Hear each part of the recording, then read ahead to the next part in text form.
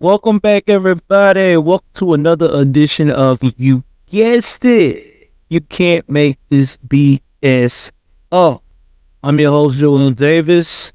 Trying to clear my throat. Just got off work a couple of hours ago. Been running around trying to get things straight. My wife is supposed to be having some surgery very soon. So with that being stated, I possibly will be not making an episode this week. I'm going to try to get it in and try to get some episodes in, but I can't promise anything. I know y'all told you guys that we're supposed to be working on Patreon or possibly a Captivate or something for extra episodes. I'm going to wait until the downloads get more. Right now, possibly got maybe 7 or 8 listeners, which is good starting out. Our goal is hopefully to have 100 listeners by October, the end of October. That would be great, or the part of November. But I know it's a grind and it always takes time. I also want to give special shout out to everyone that has been rocking with the podcast and listening all across the country. I appreciate you guys so much. I really love the energy that you guys got to actually like my material and to keep listening. I've upgraded a soundboard now, so that way I can actually be a little bit more precise with my speaking and have better audio quality when it comes to this type of thing. But either way it goes, I am going to try to knock this out. This is probably going to be a 2-part series. So I'm going to knock this out with part 1. Have you ever had a neighbor or even a friend or someone close that has always been judgmental to the point that their judgment can be very scary and possibly dangerous? Have you also ever felt like the person that you are around, you don't know who you're really dealing with? And when you do realize who you're dealing with, it's actually too late.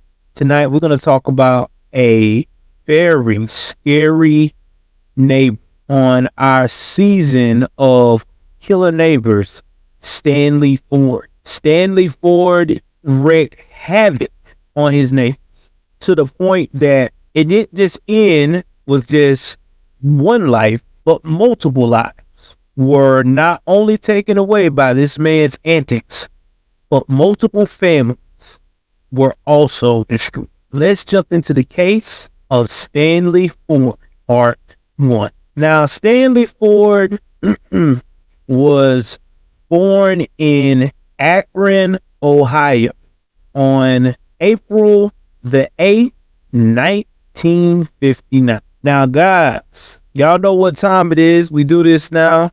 This is time to talk about what was going on in the United States of America in 1959. Let's do some 1959 history right quick. And we're definitely going to talk about those facts right quick. And let's jump into. In January 3rd of 1959, Alaska is admitted as the 49th U.S. state. Also in 1959, a musical tragedy happened. In February 3rd of 1959, Buddy Holly, Richie Valens, and the Big Bopper crashes in the foggy conditions of Clear Lake, Iowa, killing all 4 occupants on board, including pilot Roger Peterson. Rest in peace to these folks. The tragedy was later deemed the day the music died. Also, on February the 6th, Cape Canaveral, Florida had its first successful test firing of an intercontinental ballistic missile. Let's see what else. That also happened during that time of 1959. Miles Davis, the influential jazz album Kind of Blue is released. Actually did a lot of numbers too. It was a classic. Also, another thing that also was going on during that time was the Cold War. That is when Russia and the United States of America were beefing very, very hard, also known as the Soviet Union. This would go on from 1947 to 1991. So back then they were really going at each other. Both of them trying to get the see who's gonna pull out first. You know what I'm saying? Who's going to do the release of the missiles?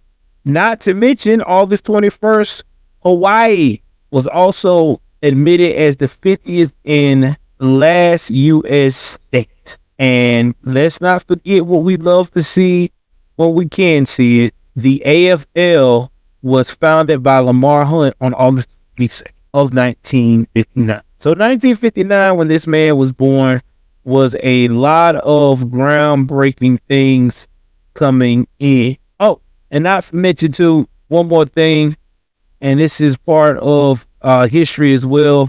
A Raisin in the Sun opens up on Broadway in New York City, who was written by Lorraine Hansberry.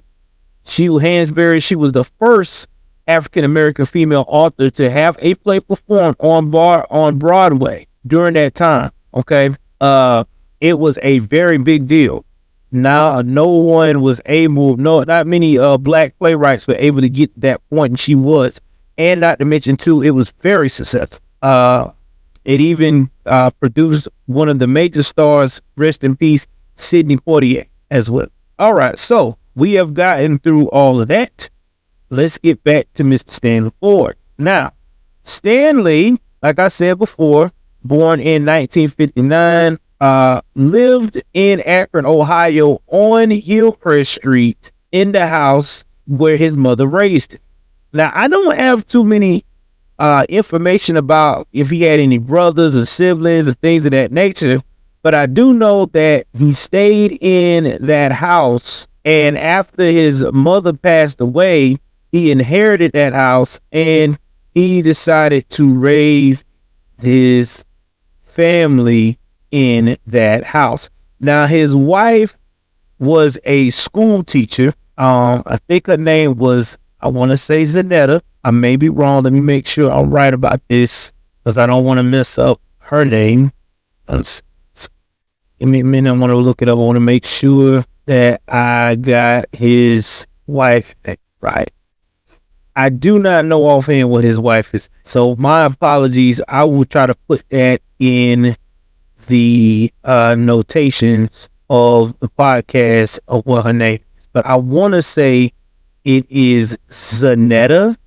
I may be wrong. But either way, she was a school teacher. They were married. They had young children.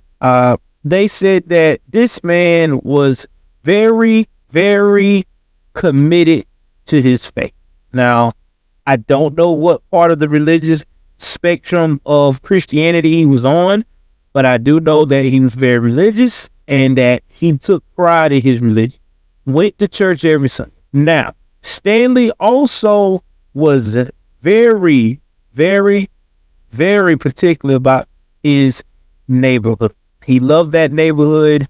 He'd been a part of it since he was a child. And it's just one of those things that he really, really enjoyed. Now, he was well known in the neighborhood. Everybody know that Mr. Stanley was that gentleman that would make sure everybody was okay. He would look out for people. He would do the neighborly thing, and they knew that he loved his Christian faith. And he loved people that also went to church. Now, he was also good friends with a neighbor named Mr. Lindell. Now, Mr. Lindell was a church-going man as well. Okay. Let's see what Mr. Lindell's Lewis. His name was Lindell Lewis. And he had a girlfriend named Miss Gloria Hart. Now, Lindell had just gotten a hip replacement surgery.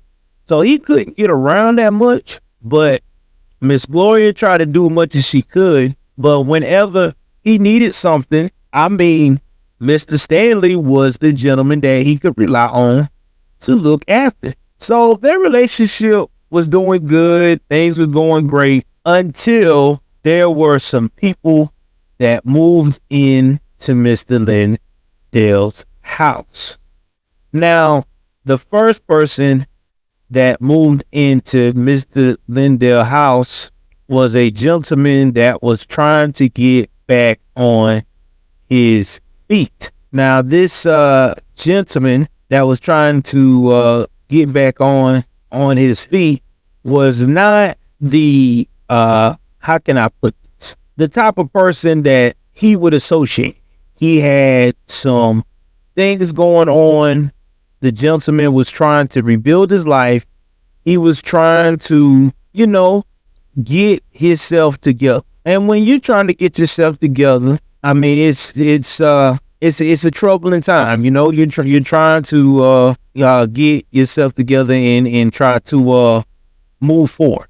Now, this person at that time was Thomas Hughley. Now, Thomas Hughley was able to tell everybody, listen, man, I'm not the best type of person in the world, but I'm trying to get my life together. I'm trying to change. Well, when Stanley got the word that this gentleman is there, the first thing he said to Lindell, you gotta get this guy out of here. I don't feel safe with this guy around here. This guy's got a drug habit, you know what I'm saying? And he's also been known to do some thievery. I just get a bad feeling about it. So Lindell's like, man, I'm doing God's will, everybody needs a second chance. We just cannot jump on this guy just because all right, he's trying to change. Give him the benefit of the doubt. Well, Stanley did. Stanley took the time, went home, researched this guy, found out this guy had all types of criminal record, came right back to Lindell again. Lindell said, what I'm trying to tell you, I don't feel comfortable with this guy. Look at his record. He needs to go. All right. So anyway, while Thomas is trying to get himself together, there was another individual and his girlfriend moved in. Now, I don't particularly know these two individuals because I was, this is kind of a off the fly trying to give y'all this information here on this podcast. But when he found out that these two were living there, now Stanley lost it. Dude, what are you doing? These people are here. You got them living here now in your basement? Again, Lindell reassured him, man, these people are trying to get back on their feet. You ain't got nothing to worry about. Then that same night, later on, Lindell and his wife, Gloria, they like to have get-togethers at their house, okay? They will allow people to drink on the porch and, have some good music and everybody doing their thing. Now, allegedly, Stanley said that he saw drugs being passed around during this time. Now, here's the thing. There's been contradicting stories about that. The gentlemen that were along with Mr. Thomas said, no, we weren't doing that. We were just drinking and having a good time.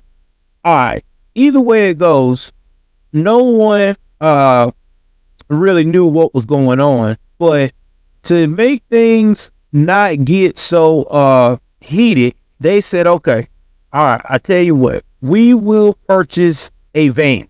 Okay, we'll put the van out there. You don't have to see nobody. You don't want to see them drinking like that. We'll just have a party in the van. Now, you would think having a party in the van would maybe pour some things down with Stanley Ford. No, it did not. Stanley, again, was not happy because now he felt like, okay, so you still got it around the neighborhood. You still got this drug and drinking activity that is going against everything that we stand for in the neighborhood.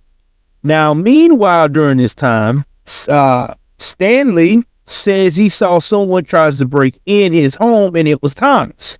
Now, Thomas swear he didn't do it, but I'm quite sure later on in the trial it comes out that it was him. But either way it goes, he tries to tell Lindell. Lindell and him gets into a big long argument, and that's when Stanley decides that Lindell is not going to listen, and Lindell is allowing these people to disrespect the neighbor. And he basically says in his mind that he's going to do something about it, come hell or high water. Now, all of nowhere, one evening, a fire is started on the property of Lindell Lewis and Gloria Hart. The van is set on fire.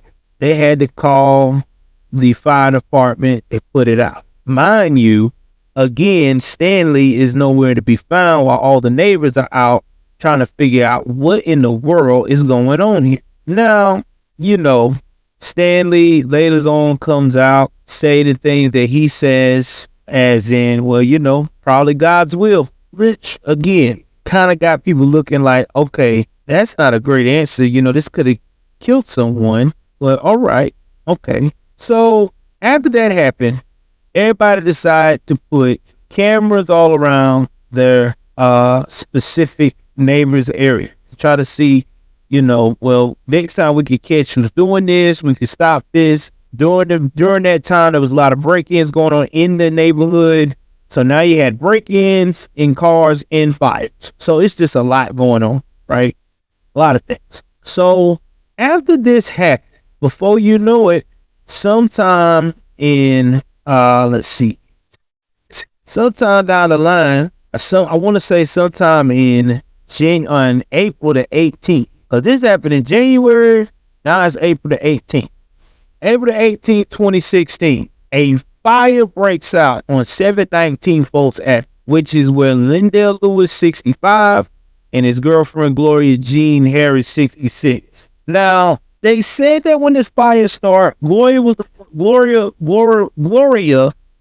the first one to alert everybody, you know, we got a fire, you know, we got to get out of here. So she at first was going to get out, but then she stopped and said, wait a minute, I got to get Lindell out of here. So she went back to get Lindell out of the room that they were both in, because she knew Lindell had a bad hip and it would be hard for him to get out with the smoke and everything else without being assisted. Meanwhile, Thomas was able to get out. I think he jumped through the fire, jumped down through the fire escape of this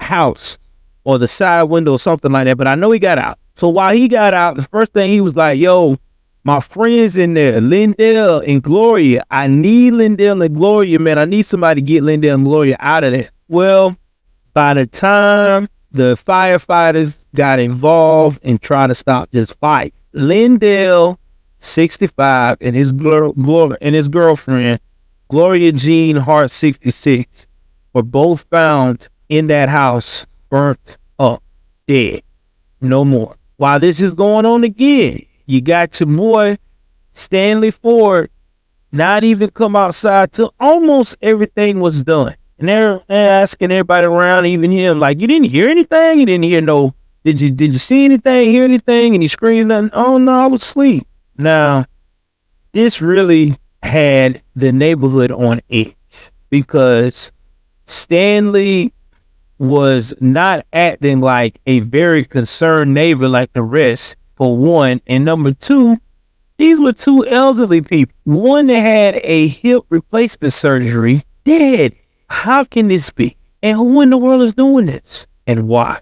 So after this has happened, the neighborhood is really trying to figure out who did it. No one has any clue. Everybody is at this point on edge, trying to figure out who in the world is trying to take over the neighborhood with all this type of hostility. So sometime around 2017, the new neighbors moved in. New neighbors moved in at a house that Stanley was trying to get. Now, this house was at 693 Fultz Avenue. Okay. Now, here's the thing. He's already had 2 properties so far. Stanley Ford, his mother's home that he grew up in, he inherited that, and there was I think that he brought his own home, and then he inherited his mother's home. Either way it goes, he got 2 homes. He wanted to buy that particular property because in his mind, I'm quite sure that he was thinking, if I buy this property, I can control who can come in this neighborhood. And I'm quite sure that what his goal was going to be. He was going to make it where no one could be in this neighborhood unless they fit his criteria. Now, whenever he got paperwork and was ready to submit it and get the home, he was beat to it. He was beat to it by 2 loving folks, Angela Priorby Boggs and her husband, Patrick Boggs. Now, this couple is an interracial couple. At the time, Miss Angela is trying to get a fresh start because she has been through a lot of her life. Her first husband was abusive, extremely crazy, and threatened to kill her on multiple occasions. Now, Patrick, on the other hand, let me rephrase that. Angela Priorby Boggs was born on May 17, 1978, but she was married to Patrick Boggs at one time. They had 2 children, and then after that, they got separated because the man was crazy and abusive. And after that, she found love again with a gentleman named Dennis Huggins, who was 35.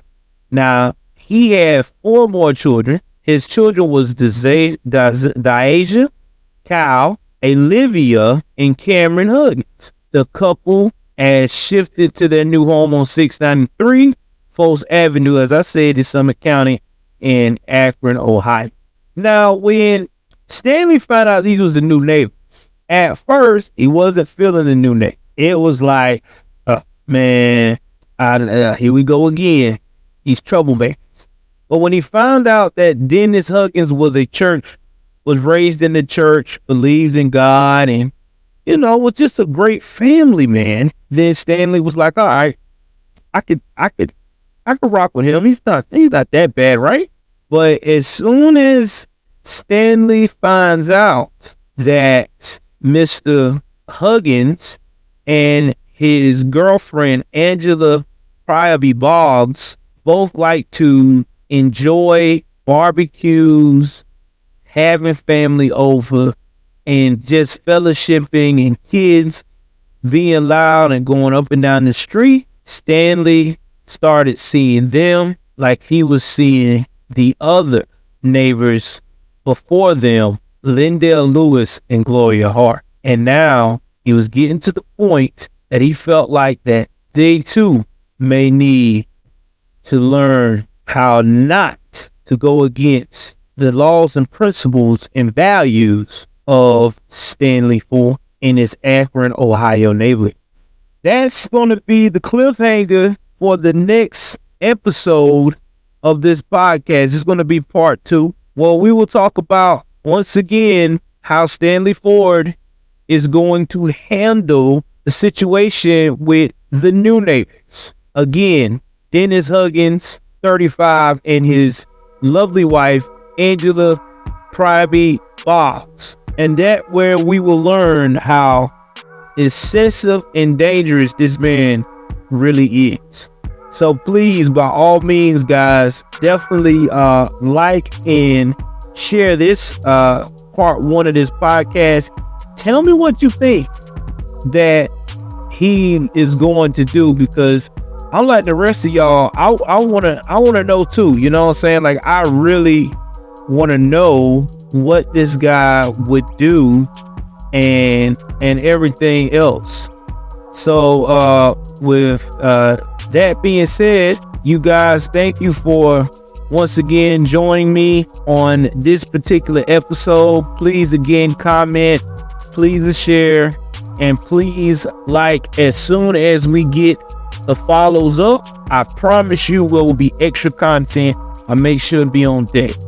Until then, be safe and always keep your head on a swivel and watch your neighbor. I'm out.